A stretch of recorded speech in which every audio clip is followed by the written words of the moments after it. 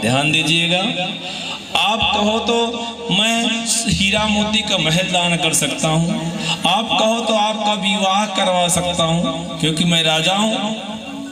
उसी समय वामन भगवान कितने हैं? 52 अंगुल के। कैसे हैं? टमाटर जैसे गाल है, बटुआ जैसे पेट है और छोटे छोटे हाथ हैं वामन भगवान के। बोले विवाह करवा दूं? राजा बलि कह रहा है वामन भगवान से, बोले फिर विवाह करवा दो। अगर तुम्हारी इच्छा है राजा तो विवाह तो करा दोगे राजा, अभी तो मैं अकेला हूँ, अब बरसात होती है तो छाता के नीचे मैं अकेला तो बच जाता हूँ, लेकिन विवाह हो जाएगा तो पत्नी आ जाएगी तो 2 हो जाएंगे, तो कैसे होगा? बोले तुम्हारे लिए महल दान कर दूंगा, उसमें रहना। बोले महल दे दोगे राजा, लेकिन फिर बच्चे जन्म लेंगे तो बच्चे पढ़ने कहाँ जाएंगे? बोले मेरे बाबा के नाम से विद्यालय खुला हुआ हिरण्यकश्यप विश्वविद्यालय, उसमें पढ़ने भेज दिया करूँगा। बोले फिर खाने की व्यवस्था कौन करेगा? बोले 5 गांव तुम्हारे नाम कर दूंगा। बोले ठीक कर दोगे, लेकिन राजन बताओ कि बेटा 1 होगा कि 2 होगा कि 10 होगा? बोले महाराज तो आप जानो कितना बेटा होगा। बोले 10 बेटा होगा तो उसमें एक आध मर भी तो जाएगा, सब जिंदा तो रहेंगे नहीं। बोले मर जाएगा तो रोएगा कौन? तो राजा बलि ने कहा रोना तो आपको पड़ेगा, क्योंकि बेटा आपका जन्म लिया है, आपका मर रहा है तो रोना आपको पड़ेगा। तो बोले जब रोना है विवाह करके तो मैं विवाह करना नहीं चाहता, और जीवन में विवाह करने के बाद तो रोना ही पड़ता है भैया। प्रेम से बोलो। अब इसी समय बोले विवाह नहीं करना चाहता राजन, अगर तुम देना चाहे तो उससे 3 पग जमीन का दान कर दो, क्योंकि ब्राह्मण को संतोषी होना चाहिए। 3 पग जमीन। बोले 3 पग जमीन नहीं, जो मांगो दूंगा महाराज। बोले नहीं, मैं संतोषी ब्राह्मण हूँ, मुझे पूजा करने के लिए 3 पग चाहिए। 3 पग का मतलब समझो, तन और मन और धन। यज्ञ में तीनों लगता है, ध्यान दीजिएगा। तन लगा करके आप सब ये व्यवस्था किए हो ना, माइक और पंडाल। मन लगा करके आप बैठे हो कथा सुनने के लिए, और अंत में थोड़ा बहुत धनों लगते। बिना तीनों लगे कभी यज्ञ सफल होने वाला नहीं है। अगर सोचो महाराज आपको धन तो दे दूंगा, लेकिन तन और मन कीर्तन और मन नहीं दे सकता। आप 9 दिन तक कथा सुनाओ, अंत जाते समय आपको धन की आवश्यकता, धन दे दूंगा। तो मैं कहता हूं मैं एक शब्द बोल नहीं सकता है, तो आपकी कृपा है, आप बैठे हो तो मैं कथा सुना रहा हूं। अगर आप ना बैठो तो मेरे मुंह वाणी भी मूक हो जाएगी। प्रेम से बोलो। उसी समय कह रहे हैं राजन मुझे 3 पग जमीन चाहिए। बोले संकल्प करता हूं। अब उसी समय शुक्राचार्य सोच रहे देखो कौन ब्राह्मण आया है।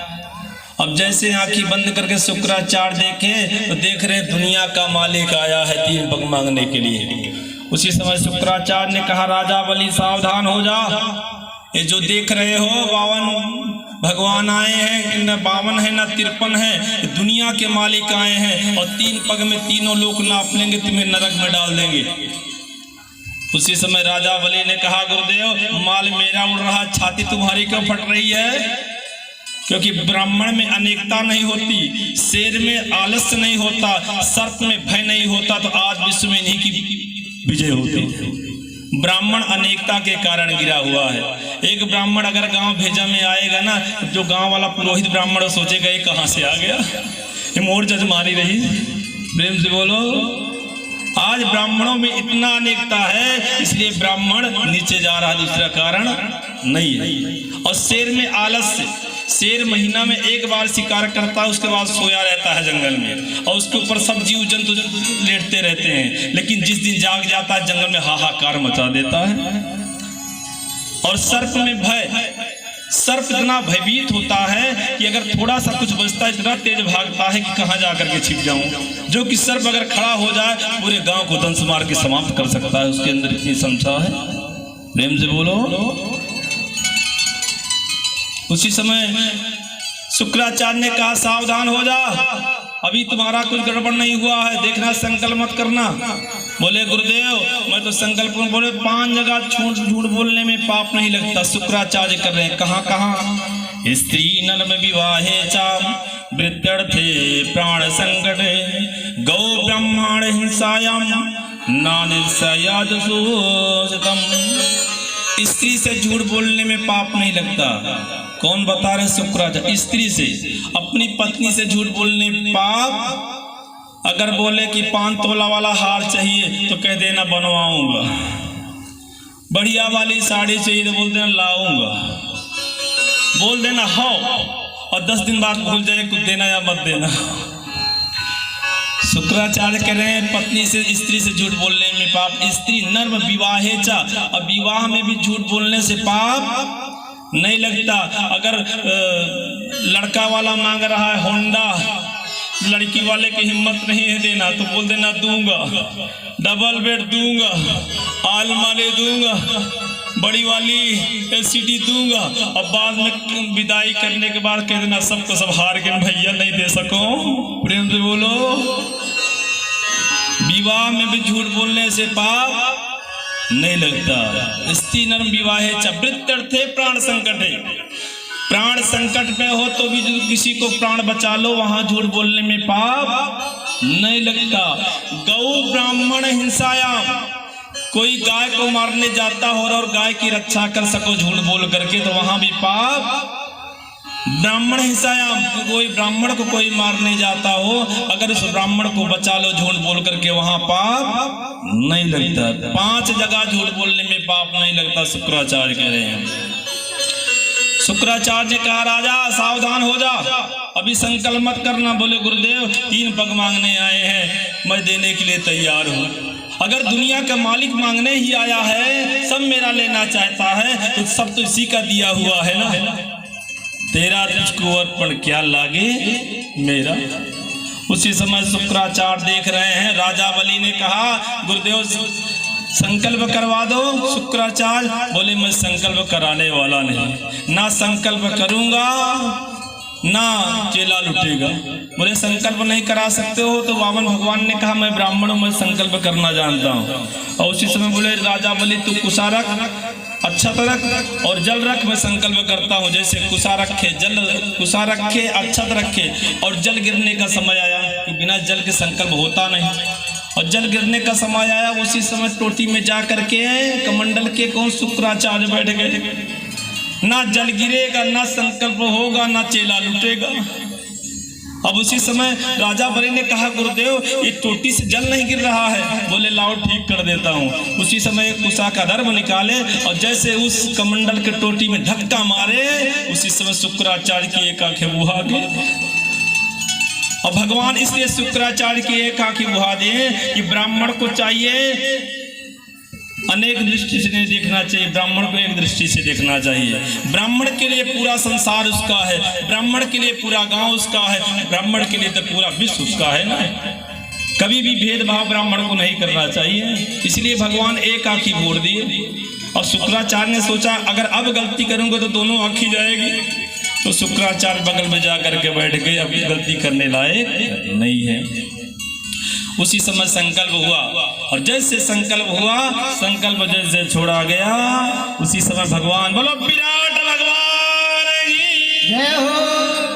भगवान इतने बड़े कि भगवान का मस्तक जाकर के ब्रह्मलोक स्पर्श करने लगा। एक चरण उठाए पूरा ब्रह्मलोक नाप लिए, दूसरे चरण में पूरा पृथ्वी लोक नाप लिए, तीसरा चरण और उठाए तो तीसरा चरण में थोड़ा कम पड़ गया। ध्यान दीजिएगा, जब थोड़ा कम पड़ गया बोले राजा बलि अब तो जो 3 पग का संकल्प लिया है, अब 2 पग नापा हूं, अभी 1 पग में थोड़ा, तीसरे पग में थोड़ा कम पड़ रहा है, अगर तू दान पूरा नहीं करेगा तो नरक जाएगा।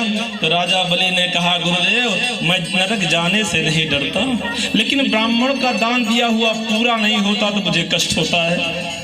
बोले बताइए वामन भगवान कि जो दाता बड़ा है उसकी संपत्ति बड़ी है। बोले संपत्ति से 100 गुना मालिक बड़ा होता है। बोले महाराज अभी तो जितनी था सब आपका था ना पे जो, लेकिन तीसरा पग प्रभु हमारे सिर पर रख दो। तृतीय पगम कुरुश्रेष्ठ निवम, तीसरा पग मेरे सिर पर रख दो प्रभु। और जैसे तीसरा पग रखे उसी समय आज वामन भगवान रोने लगे। मेरे सिर पे रख दो वामन, मेरे सिर पे रख दो वामन, अपना ये दोनों हाथ अब क्या होगा? देना है तो दीजिए जन्म जन्म का साथ, देना हो तो दीजिए जन्म जन्म का साथ। मेरे सिर पे रख दो बावन, मेरे सिर पे रख दो बावन, अपना ये दोनों हाथ, देना हो तो दीजिए जन्म जन्म का साथ, देना हो तो दीजिए जन्म जन्म का साथ।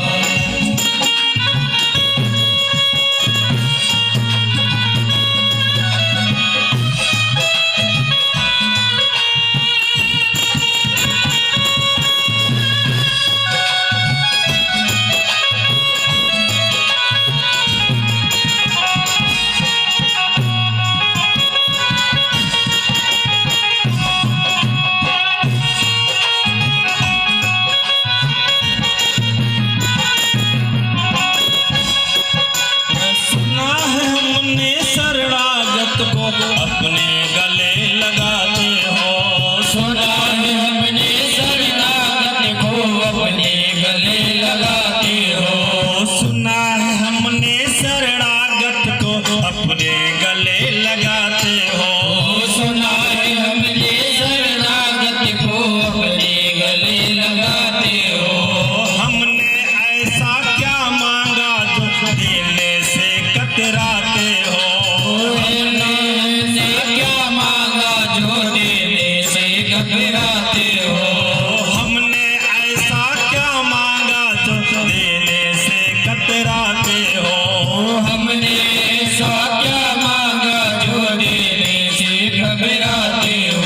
चाहे सुख में रखो दुख में, चाहे सुख में रखो दुख में, बस होती रहे मुलाकात, देना है तो दीजिए जन्म जन्म का साथ, हो देना हो तो दीजिए जन्म जन्म का साथ। देना है तो दीजिए जन्म जन्म का साथ, हो देना हो तो दीजिए जन्म जन्म का साथ।